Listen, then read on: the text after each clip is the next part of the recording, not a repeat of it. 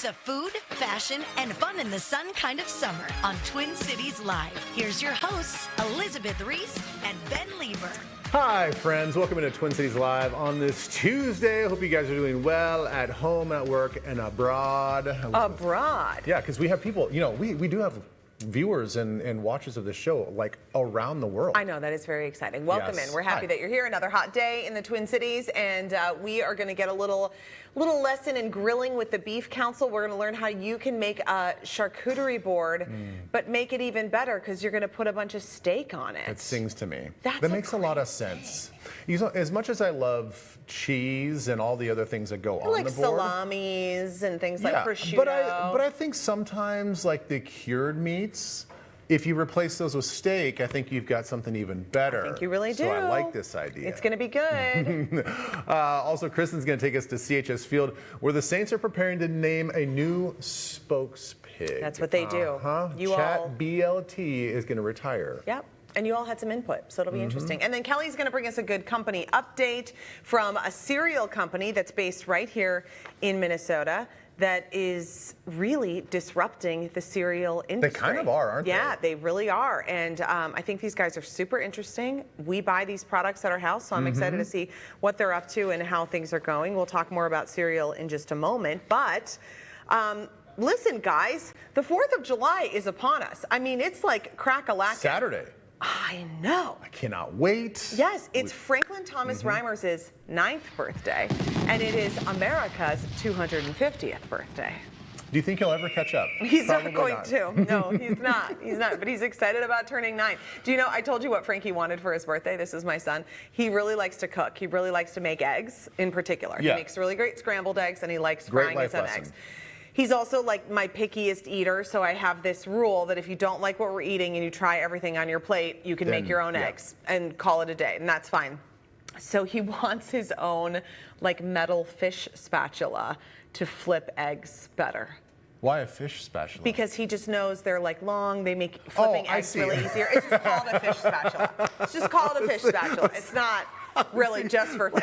I was thinking like there's like a walleye handle or something. No. It's just the type of spatula. Yeah, I should have clarified know what you mean. that. You know, I can picture they're like it now. Metal. So anyway, that was the easiest gift. He's like, do you think that for my birthday I'm going to get this spatula? I said, I think there's a good chance you will. There it is. There it is. That's what it is. And we don't have one of those. And we've got these wooden spatulas. And they're just not quite thin enough on the end to make it easy to flip an egg. And so he's pumped about his birthday gift, which is a fish spatula. You know what would make that spatula even better? What? If that black handle was a bass. Was a bass. Maybe there's a market for that. Maybe they don't. You could create those. This could be your whole thing. It could be. Remember how that fish on the wall who would talk and sing? How that was such a he hot would like pop item? out from the wall. It could be the next generation. Yeah, it could be. You should work on that. Yeah. I don't know. Anywho. Well, listen, we kind of know what like life was like 9 years ago, right? We do. But what was it like 250 years ago, all the way back to Revolutionary War America? In America. In America. It's wild to think about. I know, it doesn't seem that long ago, but so much has changed. I mean, we are such a young country compared to the rest of the world. Right. But what was life like back then? So we did a little bit of a deep dive. Popular music. How about this? Surprise, surprise, many of the songs were about the Revolutionary War. You know, that Kind was of a hot big deal. topic. It was a big... Yeah, dominate all the headlines. Yes, really did. That's what everyone's okay, so talking about. songs like Yankee Doodle. Another one was Chester by William Billings. He originally wrote that song in 1770, made improvements, re-released it to the masses in 1778. Yeah, it took some tweaking, but the second version is kind of the more well-known version. So why don't we take a listen to this masterpiece? All right, let's listen.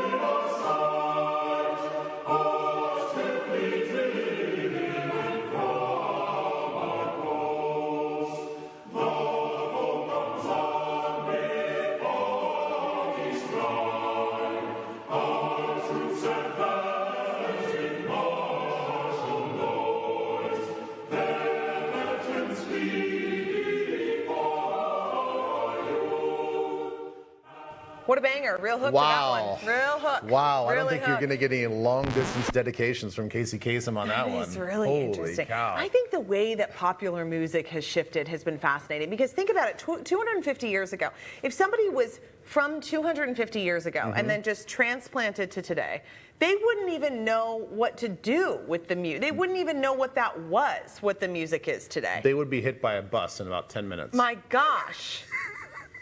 Really interesting. We're like, well, these like horse and buggies have really evolved, haven't they? That is a beautiful song, though. It was sung during the war, and it was all about how the Was it? American soldiers will prevail over the Brits. Don't you like a good choral piece?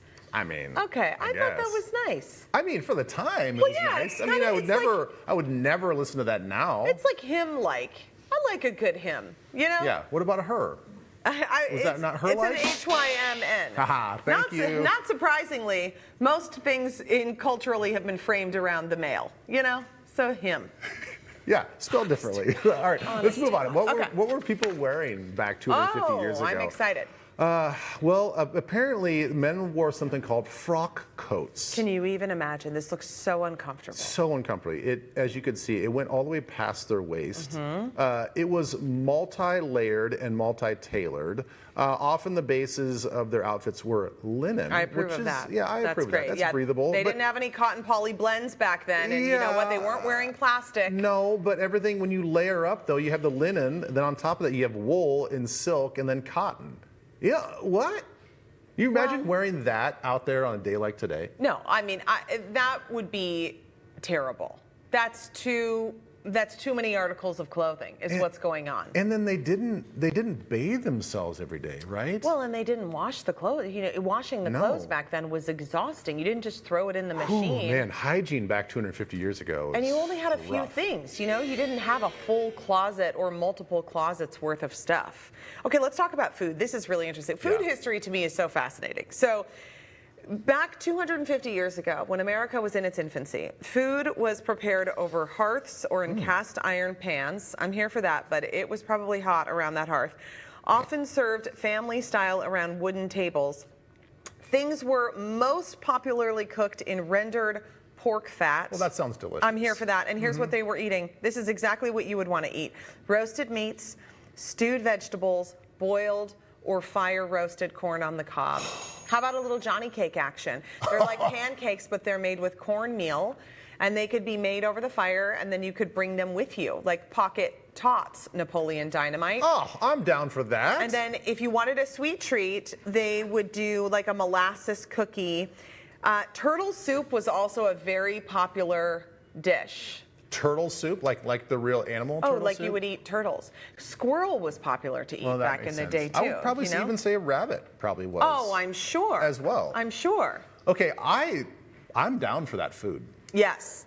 I think we should probably be eating more like that. I mean, that's what Kelly's going to feed us from the Beef Council. Roasted meats and some vegetables, right, Kelly? Yeah. Absolutely. It's in style now. It was in style 250 years ago. Are you wearing wool and linen and cotton and all of the layers? you all layered up? Yeah, you Not this week. You seem a little underdressed, but I think this that'll be good. Yeah, that's interesting. It was a different time, but it really is true that if you were just immediately placed Yeah. in this country 250 years ago, you would be shocked. You would have no idea what was going on. I You know. probably couldn't even understand what they were saying because I bet they spoke so differently. Well, they spoke way differently Yeah. back then.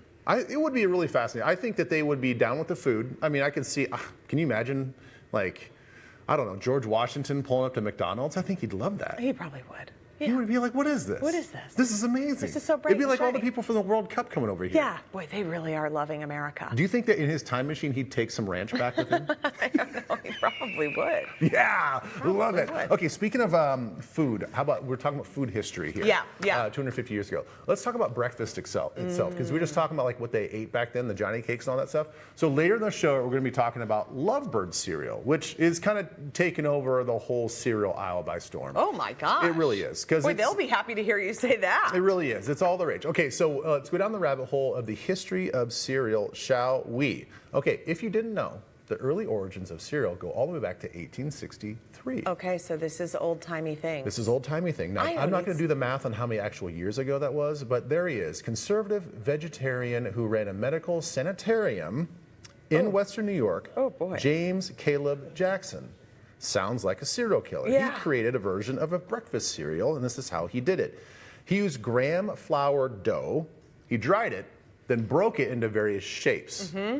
And then it was so hard and dense that it needed to be soaked in milk overnight. And then he called it granola. Oh, like the precursor to granola. The precursor to granola. Oh, And that's interesting. and that's where the other serial killer comes in, John Harvey Kellogg, who actually was a surgeon running a health spa in Michigan, made his own version and called it granola. Oh, so he's like, I'll just change one letter, and then I will not be sued. I don't care. I don't think that James Caleb Jackson probably had a patent on it. No. So he just changed up. Then a patient of Kellogg's named C.W. Post created grape nuts. Terrible. I'm just Come on, no, worst. No, come on. The worst. No. Nobody likes it. You say you like it only because I love grape nuts. No. When I was a kid, I was the only one in the family that liked grape nuts. You just say it because you think it's cool to like. No, I didn't. No. Mom, if you're watching, call the show. Let everybody know that that was the only box that I actually required was the grape nuts, the peanut butter Captain Crunch, which still are just bangers. Real two ends of the spectrum there with those choices. Because I like a little bit of sweet. Okay. And then I liked, but kind of like the first guy. What was it with the granola? Yeah. I take the grape nuts, I pour the milk in it. Yeah. I might even put it in the microwave for about 10 seconds. Ew. Let it sort of like soften up and thicken up a little bit. That's disgusting. Then you've got lukewarm milk in there? I know, but then you'd sprinkle a little bit of sugar on there sometimes. It was so good. Interesting. So good. See, I like Should we do the Jerry Seinfeld bit? Grape nuts, they're neither grapes nor nuts. They are neither, but they are delicious. I don't think so. Okay, so by the 1990s, Kellogg and his younger brother, Will Keith Kellogg, boy, they love their middle names, created cornflakes. Will Keith, he added sugar and began selling them. He was more fun. He's like, let's make He was the crazy one. dry as dust vegetarian option. Even better. You know how fun he was? He was the first to have an in-box prize. Oh, yes. Yeah, that gets the kiddos wanting to buy the cereal. That does. Okay, now let's talk about the puffs. Because when things start to puff is when things get really interesting. Of course, this is the precursor to the Rice Krispie, right? In 1910, the Quaker Oats Company acquired a way to force rice grains to explode under pressure. Wow. So they created puffed rice. I and hope here's they what got consent. They called it the first food shot from guns. Couldn't say that today. I'll tell you that right now. Nobody's going to fall for that marketing, but back then it was like, that's what they called it? Yeah, the first food shot from guns. That's it. Poo, poo, poo. Oh, do you think it was like those guns that have the big blown out barrels that the Pilgrims had? Something. It's just they were creating the puffed rice. Okay.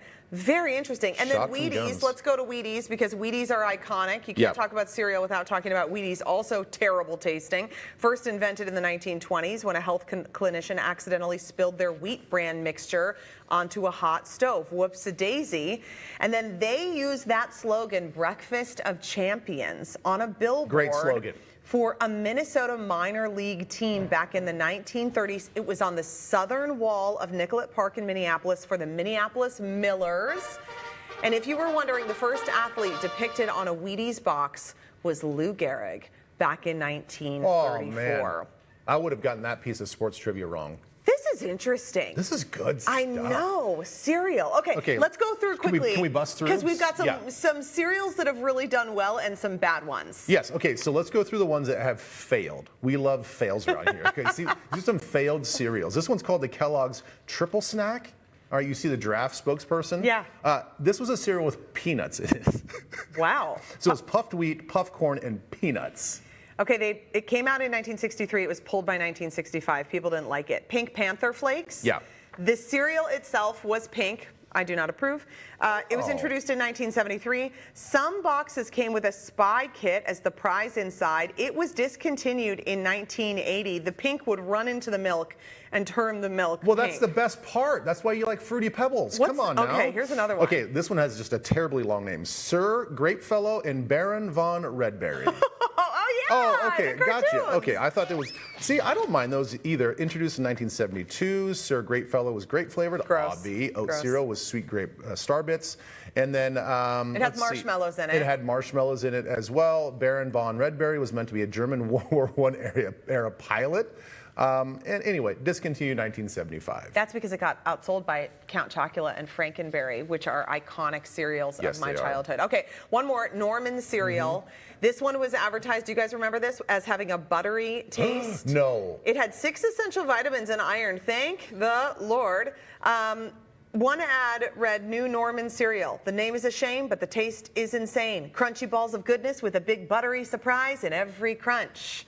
So it was like crunchy with butter flavor. It was introduced in 1974. Only select regional markets sold it. It was discontinued by 1976. I'm racking my brain. Can we go back to the cover of that? Isn't that Captain Caveman? I don't know who that is. Caveman! that is? You guys remember that? No, I don't, but he's cute. I like him with his little Oh man, that looks like Captain All-Stars. Caveman. I Yes. swear to goodness, that is the character I'm thinking about. Top selling cereals before we go. Cheerios from General Mills. They sell 140 million boxes a year. Frosted Flakes from Kellogg's. Second most sold cereal in the U.S., over 132 million boxes a year. And Honey Bunches of Oats from Post. They sell over 110 What? million Honey boxes Bunches a of year. Oats? Is that popular? People still love the Honey Bunches of Oats. God dang. I haven't. Yeah, see? Oh, Look, it's yeah. Captain Caveman. Just different footwear. Yeah, and he's a little less kept up. His hygiene's not really great. Interesting. Yeah, see, I knew it was in there somewhere. That was good. Good job. All right, my favorite holiday is coming up real quick. It's coming up on Saturday. So after the break, we have grilling ideas that you can bust out this 4th of July. Look how gorgeous that looks. Don't go away. Twin Cities Live's host chat is brought to you by Plants and Things and Furniture and Things, the largest selection of outside and inside furniture.